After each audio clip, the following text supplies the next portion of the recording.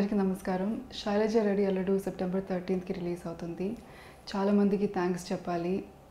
Trailer and teaser చాలా బాగా response వచ్చింది. అండ్ ఈ పండగ టైంలో పర్ఫెక్ట్ సినిమా ఇది చూడడానికి. మీ ఫ్యామిలీతో అందరూ కలిసి చూడండి అండ్ పైరసీ సపోర్ట్ చేయొద్దు. సినిమాలో చాలా ఎంటర్టైన్మెంట్ ఉంది. అండ్ మీకు తెలుసు రమ్యకృష్ణ ఉన్నారు సినిమాలో. You'll see a lot of great combinations between me, Che and her.